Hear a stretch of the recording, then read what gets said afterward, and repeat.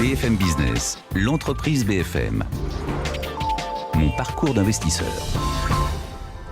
Nous accueillons Éric Dejoie, le président de MBO Partenaires. Alors, dans la grande famille des investisseurs, il représente la filière Capital Transmission, Capital Développement. Les montants gérés par MBO s'élèvent à 580 millions d'euros, Éric.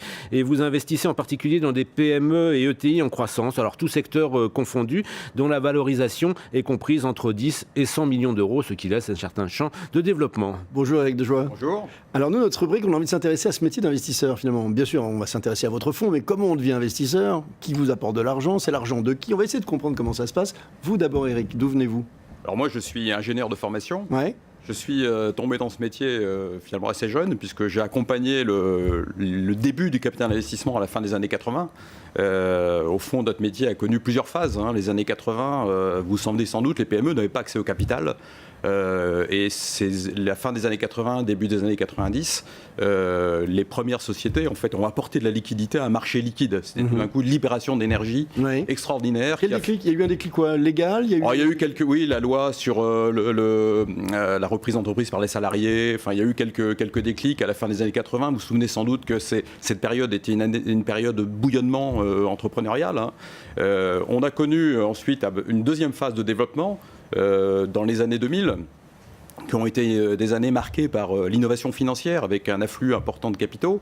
Innovation financière d'ailleurs qui ont suscité aussi pas mal de débats, qui ont pu donner lieu à un certain nombre de dérives. Et on est rentré aujourd'hui dans une nouvelle phase qui est une phase beaucoup plus stratégique. Les entreprises sont engagées dans une période de transformation, de mutation importante et elles doivent engager des programmes de transformation pour s'engager pleinement dans les défis de l'internationalisation, de l'innovation, de la transformation digitale. C'est un métier qu'on apprend comment? Vous étiez ingénieur, on travaille dans un fonds, on apprend le métier, on fait des investissements. Comment on apprend?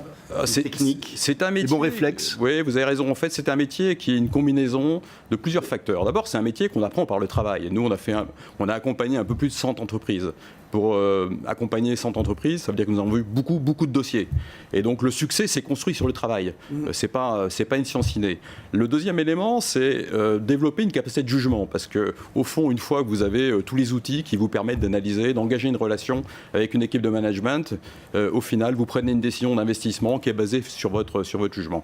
Et ensuite, il y a toute cette notion qui est de plus en plus importante, qui est cette notion d'accompagnement. Nous, chez MBO Partenaires, au fil du temps, on a structuré très concrètement des outils d'accompagnement pour donner corps aux projets stratégiques, et en particulier des outils qu'on appelle MBO International Solutions, MBO Digital Solutions, qui sont la combinaison d'outils méthodologiques très structurés pour accompagner les entreprises dans leur réflexion stratégique et des outils de déploiement. Par exemple, sur l'international, nous avons, au travers d'un joint venture, une quinzaine de bureaux à travers le monde pour pouvoir accompagner très concrètement nos entreprises pour faire une acquisition en Australie, créer une filiale en Pologne ou développer un joint venture aux États-Unis, par exemple.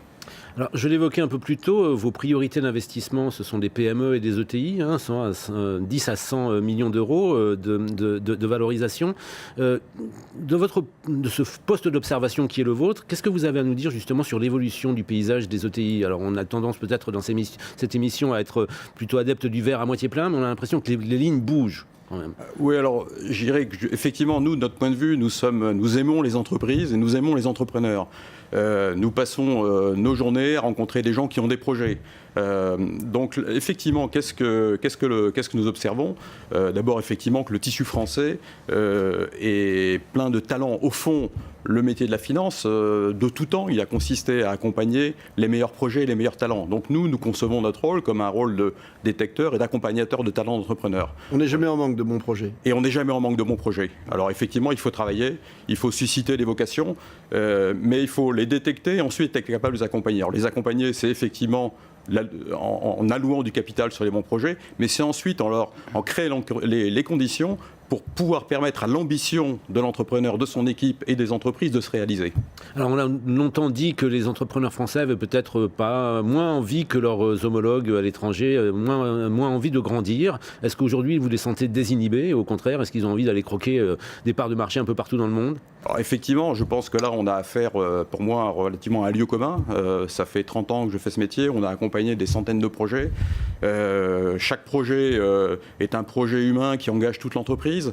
Nous avons à notre actif un nombre considérable de succès d'entreprises qui ont véritablement changé de division, de petits champions régionaux devenus des petits champions nationaux, des petits champions nationaux devenus de petits champions européens, des petits champions mondiaux. Donc effectivement, on ne met pas assez en évidence. Ce sont des entreprises que personne ne connaît. Nous avons fait accompagné un peu plus de 100 entreprises depuis 2002.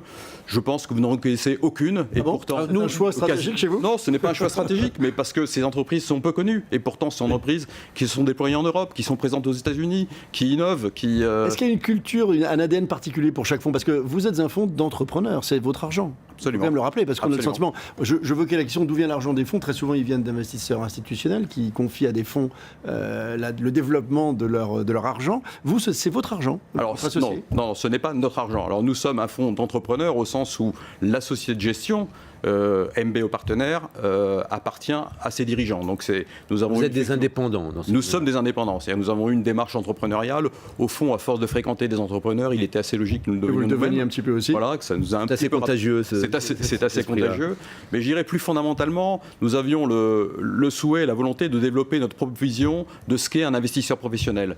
Comment se comporter comme un actionnaire référent en mettant toujours le facteur humain au centre et l'équipe au centre de nos opérations, mais en jouant véritablement ce rôle d'actionnaire référent, influenceur, capable de créer les meilleures conditions pour permettre aux entreprises de déployer leurs projets stratégiques. Influenceur, voilà un bien beau métier. Merci Éric Dejoie. Je rappelle que vous êtes président de MBO Partenaires. Merci à vous.